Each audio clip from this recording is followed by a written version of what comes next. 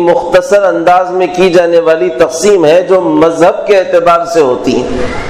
کہ ایک طرف مسلمان ہو گئے، ایک طرف یہودیت ہو گئی، ایک طرف عیسائیت ہو گئی، ایک طرف ہندو مت ہو گیا، ایک طرف بدھزم ہو گیا، ایک طرف جینزم ہو گیا، اور ایک طرف اس کے علاوہ کے دوسرے مذاہب ہو گئے، سب الگ الگ تقسیم ہو گئے۔ اس تقسیم کے بعد اللہ تبارک و تعالی اس امت کو جس کی نسبت اللہ کی طرف ہے، جس کی نسبت قرآن کے ساتھ جڑی ہوئی ہے، یہ ایک واحد قوم ہے، واحد ملت ہے، واحد انسانیت کا وہ مجموعہ ہے جس کے پاس وہ نعمت موجود ہے جو انبیاء علیہم السلام لایا کرتے تھے، وہ دولت موجود ہے جو دولتیں پچھلی قوموں نے گنوا دی، کہیں ضائع کر دی، کہیں چور اچکوں نے ان کو خراب کر دیا۔ یہ دولتیں یہودیوں کے پاس تھیں، آسمانی کتابوں کی، نبی کی تعلیمات کی، لیکن وہ راستے میں کہیں چھوڑ کر آگے نکل گئے۔ یہ دولت بعد میں عیسیٰ علیہ السلام کے ذریعے سے عیسائیت کو دی گئی تھی، لیکن انہوں نے بھی اسے کہیں گنوا دیا اور کسی صحرا میں اس کو گم کر دیا، اور یہ دولت پھر امت محمدیہ کو اللہ تعالیٰ نے عطا کی، تو وہ اس پر آج بھی قائم ہے اور قیامت تک قائم رہنے کا اللہ تعالیٰ نے وعدہ کیا ہے۔ اس ساری قوموں کے درمیان، پوری انسانیت کے درمیان، چونکہ یہ قوم جس نے اپنے آپ کو مسلمان کہا ہے، وہ قوم جس نے اپنے آپ کو کلمہ پڑھنے والا اور کلمے کا اقرار کرنے والا کہا ہے، وہ قوم جو عیسیٰ کو خدا نہیں مانتی، موسیٰ کو خدا نہیں مانتی، عزیر کو خدا نہیں مانتی، اور وہ قوم جو سورج کو، چاند کو، ستاروں کو، سیاروں کو، درختوں کو، پتھروں کو، بتوں کو، صنموں کو اور دنیا کی دوسری چیزوں کو خدائی کا درجہ دینے کو تیار نہیں ہے، بلکہ خدا کے ساتھ ادنا سی مشابہت کرنے کو بھی تیار نہیں ہے، بلکہ رتی برابر بھی خدا کے ساتھ ان میں سے کسی کے تأثر کو لینے کو بھی تیار نہیں ہے، اس قوم کا نام اس ملت کا نام ملت حنیفہ تھا، اور اس قوم کا نام قوم مسلم تھا، اس امت کا نام مسلمان تھا، اس کی نسبت محمد الرسول اللہ صلی اللہ علیہ وسلم کی طرف ہونے سے وہ محمدی تھے۔ یہ ہے جن کے پاس یہ دولت باقی بھی ہے، جن کے پاس یہ نعمت باقی بھی ہے، اور جن کو اللہ تبارک و تعالیٰ نے اس نعمت سے ان ساری قوموں کے بعد نوازا ہے، اور اس نوازنے کے بعد اللہ تعالیٰ نے دنیا کی دوسری قوموں کے مقابل میں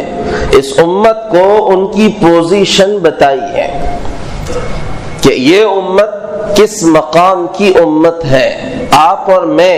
کس درجے کے انسان ہیں، آپ اور میں کس مقام اور کس حیثیت اور کیا ویلیو رکھتے ہیں دنیا کے اعتبار سے اللہ کے نزدیک۔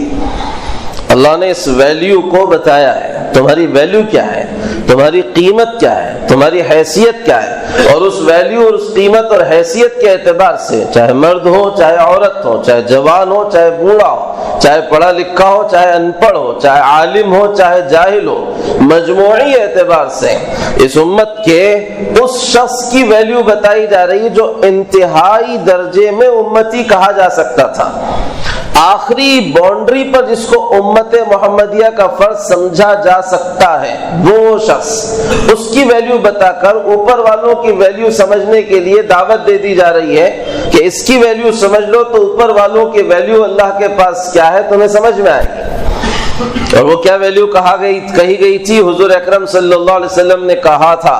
لا تقوم الساعة حتى يقال في الارض اللہ اللہ۔ ویلیو ہے ایک کلمے والے کی، مسلمان کی، مومن کی،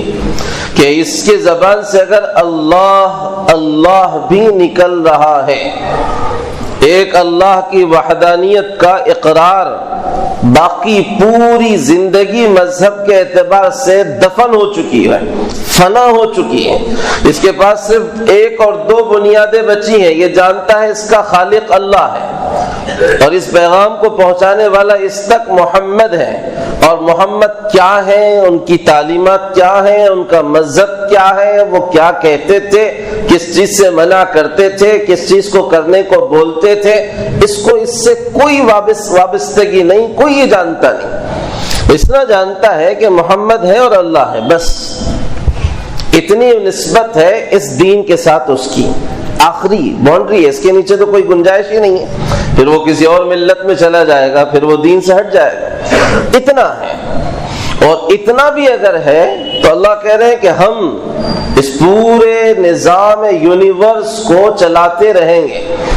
ہم اس پوری کائنات کو باقی رکھیں گے اس کے اللہ اللہ کہنے تک، اور جس دن یہ مرے گا اور جس دن یہ چلا جائے گا ہم اس پوری کائنات کے نظام کو تباہ کر دیں گے۔ ویلیو اس شخص کی بتائی جا رہی ہے، مقام ایک اس شخص کا جو ادنا درجے کا شخص ہے، جس کو نماز سے سروکار نہیں ہے، جو 5 وقتہ نمازی بھی نہیں ہے، جو جمعہ کی جمعہ پڑھنے والا بھی نہیں ہے، جو عیدین کی عیدین پڑھنے والا بھی نہیں ہے،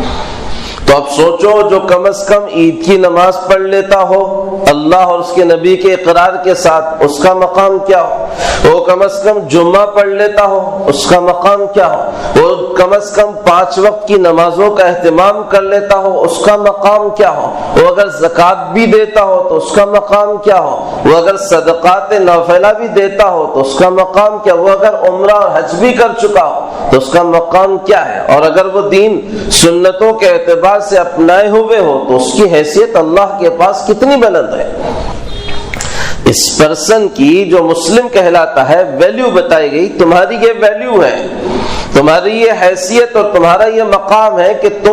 تمہاری وجہ سے یہ زمین برابر غلے اگا رہی ہے، بارشیں برابر ہو رہی ہیں، فصلیں برابر نکل رہی ہیں، کائنات کا نظام برابر چل رہا ہے، سورج برابر دوڑ رہا ہے، چاند برابر دوڑ رہا ہے، ستارے برابر چمک رہے ہیں، اور پوری کائنات کا نظام برابر چل رہا ہے۔ یہ ویلیو بتائی گئی ہے ادنا شخص کی، اور یہ ویلیو بتائی گئی ہے اس عام کلمے والے کی جس کی زبان سے صرف اللہ اللہ نکل رہا ہو۔ یہ ہے وہ مقام جس کو سب سے پہلے ایک مسلمان کو اپنے پورے یقین اور پورے عقیدے کی پختگی کے ساتھ سمجھنا پڑے گا کہ مجھے کس پوزیشن